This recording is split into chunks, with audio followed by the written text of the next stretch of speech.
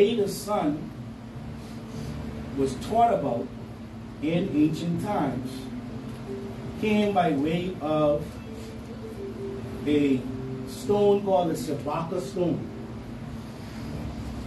Right? It was transcribed, and this is before. So Augustine of Hippo was talking about this Shabaka stone, transcribed, predated them by over 10 to 15,000 years. So Shabaka stone is much older than Augustine, but he knew about it, right? Now this is what Augustine wrote about the sun. He's one of the church fathers of the Catholic Church. And I'm pointing it out because as you go out there to teach and you go out there to talk to people, people are going to ask you questions as if to say you some pagan or you some heretic, right? But just be, patient and quiet in the grace. You say to them, but when your church fathers talked about the sun, he said Christians ought not to celebrate Jesus' birth like the heathens do on account of the sun, but rather on account of God who made the sun. The early Jesus was regarded so much a son, S-U-N, God himself, to the ancients, that the term Jesus of Nazareth in Hebrew is actually the 12 signs of the zodiac. This is Pope Augustine. He says, no city by this name existed during that time. So when they talk about Jesus of Nazareth, no Nazareth existed. Not the Nazareth they talk about is Mazareth. Job 38, verse 32. And you look up Mazareth, Mazareth talks about the zodiac signs or the constellations, and it talks about the 36 associated constellations. That's important because that relates to the 3 groups of 12 royal tribes. 3 times 12 is 36. Okay? So this Messiah that they were referencing had a link with the stars, which is why he could say he was the bright and morning star.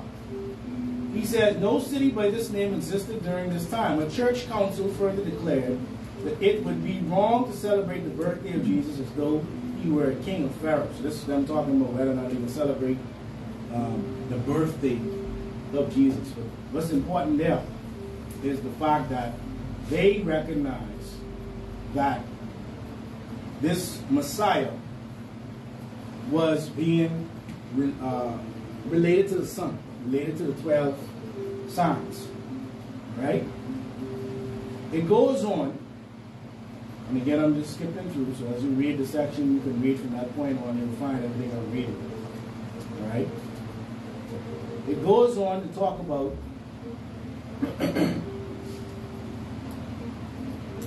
this reality of the spiritual powers of the sun. And why is this important? This is important because as we learn about Atonism, the word that is the root word is the word Aton. Aton being the high sun. So the early morning sun is Aton ray. So in the east it should be my right, the left. But you would have Aton ray, and Amun ray. So when you saw our great African guardian angelic host paying homage to the sun, whereby they would show reliefs of Ankh-Anatom and his family with their hands up to the sun, making sila is what they were doing. They were making sila at a particular time, because you make sila 3 times a day. And ideally, we would make it at sunrise, high noon, and sunset, ideally, right? They didn't ask us what that meant. They just said, oh yeah, that's them worshiping the sun. Not actually paying attention to the fact that we had specific times based on the sun as to when we would actually perform true prayer supplication. The same thing happened with Daniel. If you go to Daniel chapter 6, Daniel also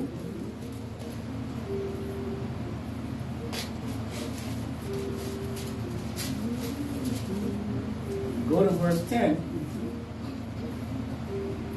Daniel 6 and 10. They love to brag about Daniel.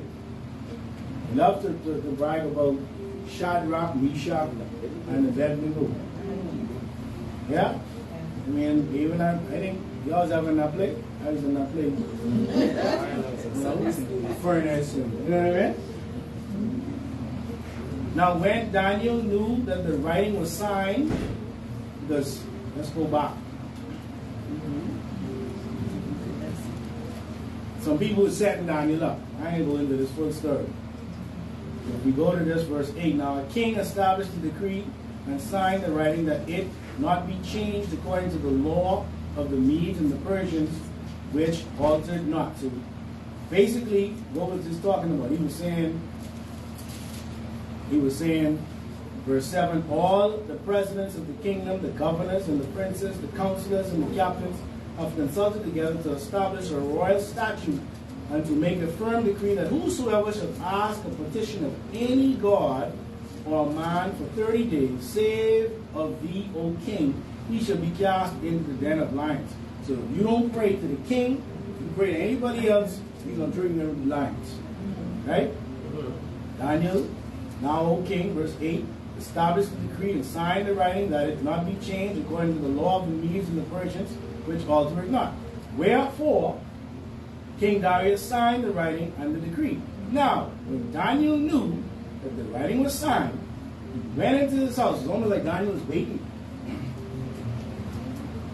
You in and tell me that I can call on it and they ring. When Daniel knew that the writing was signed, he went into his house, and his windows being open in his chamber. I make sure they could see me. They keep the windows closed. Being open in his chamber toward Jerusalem, he kneeled upon his knees 3 times a day. Why 3 times a day? I'm wondering, is he worshiping the sun? No, he wasn't worshiping the sun. He was using the sun as a means by which to know when to pray. But looking from Greco-Roman eyes, they were only able to pray at that time because they were worshiping the sun. Right? 3 times a day had prayed and gave thanks before his God, as he did aforetime. This is something I've been doing, Daniel said. So he wasn't worshiping the sun. He was understanding what his great ancestors had taught him, that we as true Christians understood the realities of the power of the sun. And so we look at the introduction to the Coptic rite of the Eucharist. This is one of those first ones. I don't know what page it is, but your book is page 11 in this book. But it reads, when the Coptic Church of the Black Messiah utilizes the word Aton, Aton, it denotes not the actual sun itself, but instead the circle around the sun. This is important. The circle of which we speak is the actual full spectrum of light, or the invisible light, which is composed of the governing forces such as levity, gravity, and force, etc. So we wasn't just looking at the sun and saying, "Oh, sun, we worshiping you." There was a higher science at work here. You understand? We understood. Now let's just pause there for a second and look in the Papyrus 1. We understood that this sun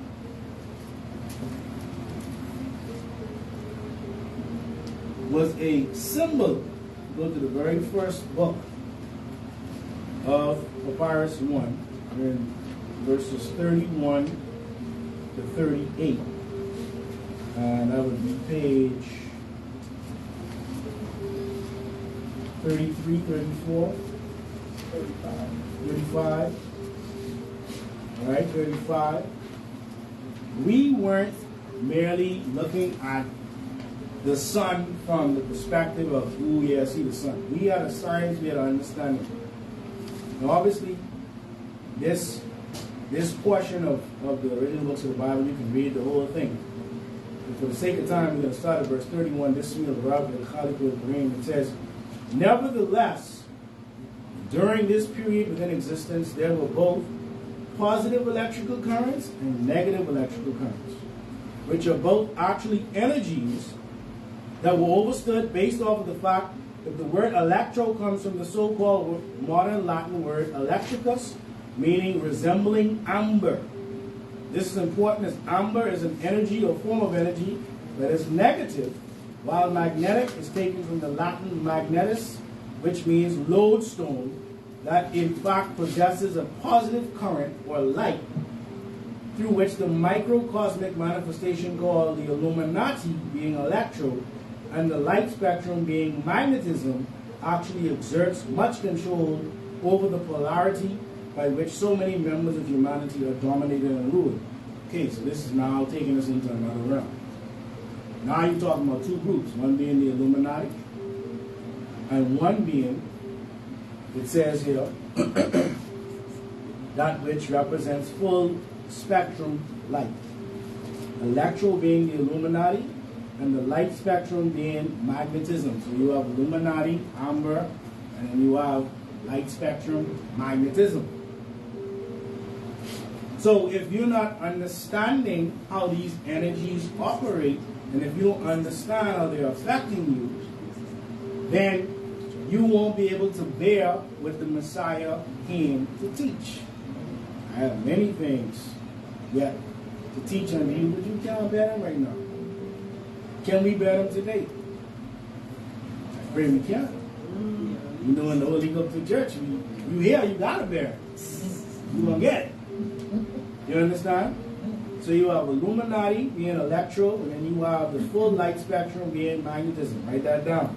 This is important because now we're going to understand why the Messiah was saying he's a bright morning star. Why the Lord God is a sun, according to Psalm 84, verse 11. Alright? It goes on and it explains the various wavelengths of this light. So I'm going to jump over to verse 33. Alright? O Sustainer, as your heavenly host, our hearts are fixed towards praising you and glorifying your works, whereby we teach humanity that light is further defined and logged based off of its wavelengths, which is the measure of the distance from one peak or top of a wave of light or energy to another, with cosmic rays being the shortest and the longest being electric power. So cosmic rays from cosmic waves all the way down to electric waves. This is considered the full light spectrum. Alright? We jump down further to verse 37. It says, let all that is holy and praised, for the fact is that all forms of light flow through a prism or a medium which corresponds to whatever is seen through it and separating the white light from it. Now, at this moment, the word prism comes from the late Latin prisma, from the Greek prisma, meaning a thing sawed off or cut into pieces that did become prism, to saw. This light, therefore, becomes 6 colors, namely yellow, blue, red, green, orange, and purple, whereby visible light in its esoteric form is at its base atomic level. So now we've gone from full spectrum light down to visible light. This is where most of the world operates, in visible light. If we can't see it, it isn't real. But we're learning that the full spectrum light has an effect on everything behind the scenes. So these forces like gravity and levity and gluons and quarks and all these fun stuff that nerds like us like talking about, right? Yeah. I see some people like, yeah. Some people like, what y'all talking about? This, yeah, let's do it. But this is where reality is. Reality is at the point where the forces, when you understand how the forces of nature behind the scenes, behind what you're seeing, when you understand how to influence those forces, then you understand how to influence the world that we live in today. Because the world we live in that you see is the cause of an effect that you're not seeing. You understand? So we were never worshiping the sun. We were taking our time to understand this light, which is why the book of John says the light shineth in the darkness. So what light shineth in darkness? Bright or white light is from 400 nanometers to 700 nanometers. Anything below 400 nanometers is dark light. Anything above 700 meters is dark light. So there's a light shining in the darkness. There is white light in the full spectrum light that you don't comprehend. So that's one of the stages of this light. You understand? It plays into our human bodies as well, or our physical bodies as well. But understand that these forces are at work, whether we understand it or not. So the Messiah was teaching us some physics, some biology, some chemistry, some things that we seem to not want to pay attention to. Oh, that's white people stuff. That's what you let it be, and they will continue to control the chemistry and the biology and the mathematics of the world. We are the true mathematicians. We're not knocking anyone who ain't black who's a mathematician or MIT. Big up to y'all. You understand what I'm saying? But I just that you can't figure out a bill and pyramid. all the M's, the I's, and the T's. Can't do it. You understand? When you got people who can take off from the free throw line and dunk on half a 10, that's math. You have to know how far Michael Jordan had to go. Full court. You didn't start at half court. You knew we had to go full court. That's math. Acceleration. Come on now. You know how high they jump, how far they extend. You understand what? So our math is allowed to be displayed through sports and entertainment. The comedian uses math to understand timing. You know when the punchline is supposed to come. That's math. They don't call it math. Oh, that's a Dave Chappelle over. He's a genius. You don't even think you listening to a comedy show when he's talking. Chris Rock and them, they sound like they're in your front room talking. You understand what I'm saying? Until you understand what they have to go through. You understand? So, this full spectrum light, all right, it goes on to say now, verse 38 of Papyrus 1, in the first book. And that first book is called the Book of Creation number 4. It says, let the voice of the guardian angelic helpers that are also called the masters of the Assyrian or Assyrian society take this a step further. Now we're going further. So we learn that there's white light in the full spectrum light. Yes? There's, at one end of that spectrum, something called electric light or Illuminati. And there's full spectrum light called magnetism. Okay? You understand the light. You never worship the sun. You never looked up and said, oh sun, we worshiping you. We understood how light ultimately works. It says, let the voice of the guardian angelic hosts that are also called the masters of the Assyrian or Assyrian society take this a step further by informing you of that which occurs when you see full spectrum light in its physical state. Oh, so light can be physical. Okay. It manifests as blackness. So y'all got to go into these dictionaries and change out what the definition of black is. Because y'all say it means dirty, and it means bad, and it means sinful. And they got these crazy, nasty definitions. But what is it truly? It means physical light. Black light. Oh. Basically speaking, all light and color combined are blackness or darkness, for which reason the manifestation of the solid form of light is melanin. So we have gone now from the full spectrum light to the visible light spectrum to physical light which manifests as melanin. Oh, so that's why the Messiah was saying he is the bright and morning star. He is the root and the offspring of Seti Dawood, or who they call David. He was talking about genetics. He was talking about the fact that within the genetics, that coiled circular, that actual spiral that's in the RNA and the DNA actually carries light through it. You receive information by way of light. Everybody can't do that.